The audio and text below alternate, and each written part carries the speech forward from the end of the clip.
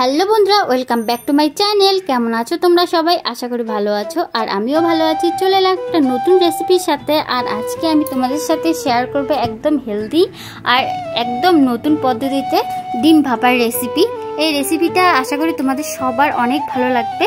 তো এই রেসিপিটা বানাতে কি কি লাগবে সব তোমাদের সাথে শেয়ার করব, আর কি কি করতে হবে তা তোমাদের সাথে শেয়ার করব। তাই তোমরা প্লিজ ভিডিওটা স্কিপ করবে না, পুরোটা দেখো। আশা করি তোমাদের অনেক উপকার হবে। আর যদি ভালো লাগে তো একটা লাইক করে দিও, চ্যানেলটা সাবস্ক্রাইব করে দিও, পাশে থাকা বেল আইকনটাতে ক্লিক করে দিও, অল করে দিও, যাতে আমার ভিডিও আসার সাথে সাথে তোমাদের কাছে পৌঁছে যায়। তো বন্ধুরা দেখো, প্রথমে আমি একটা ছোট টিফিন বাটি নিয়েছি, আর এটাতে আমি চারদিকে সরষের তেল লাগিয়ে নিয়েছি।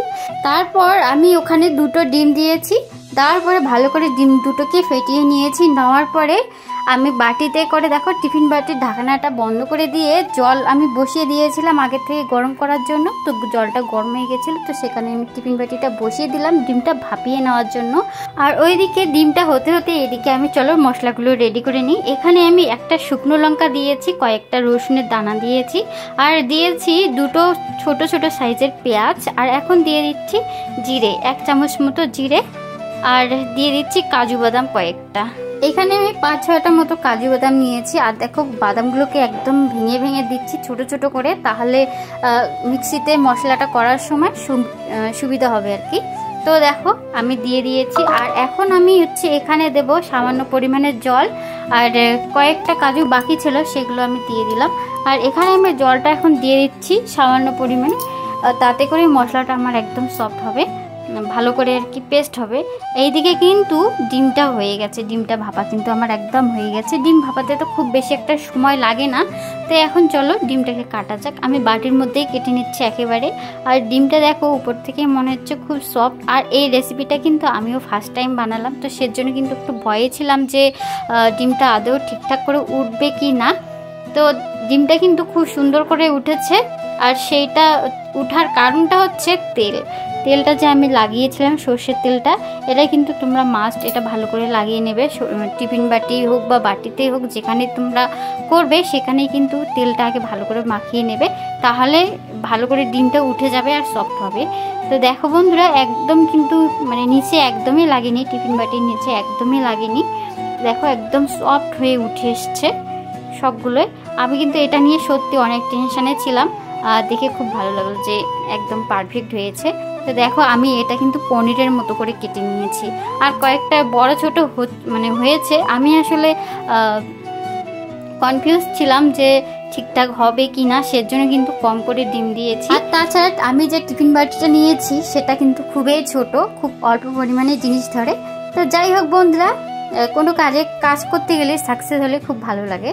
তা আজকে কিন্তু সেটাই হচ্ছে আমার সাথে, আমি আজকে অনেক খুশি। তো যাই হোক বন্ধুরা, চলো বাকি রান্নাটা করে নিই। তো দেখো আমি একটা ফ্রাই প্যান বসিয়ে দিয়েছি, আর সেখানে দিয়েছি 3-4 চামচ মতো সর্ষের তেল।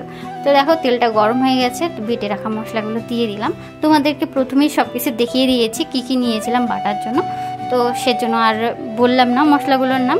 তো দেখো আমি এখানে এখন পরিমাণ মতো দিয়ে নিচ্ছি লবণ আর হলুদ। তো দেখো হলুদ দিয়ে দিয়েছি, এখন লবণটাও দিয়ে নিলাম। তো বন্ধুরা আমি কিন্তু প্রত্যেকটা রান্না ফ্রাই প্যানে করি, কারণ আমি যে রান্নাগুলো করি খুবই অল্প পরিমাণে করি। তোমাদেরকে আগেই বলেছিলাম আমাদের বাড়িতে মানুষ খুবই কম, তো সেজন্য কিন্তু রান্নাটাও অল্প অল্প করে করতে হয়।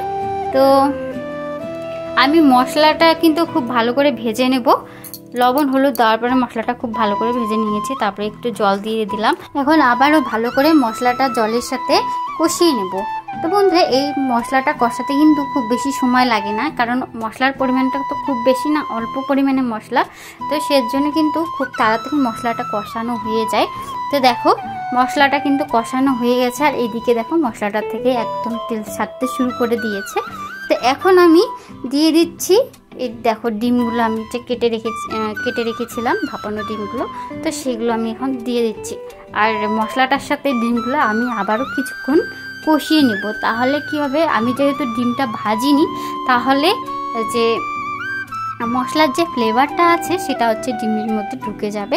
আর আমি কিন্তু ডিমটাকে আগে ভাজিনি, তো ডিমটা যেহেতু আমি ভাপা করবো সেজন্য কিন্তু ভাজিনি। তোমরা চাইলে একটু ভেজে নিতে পারো।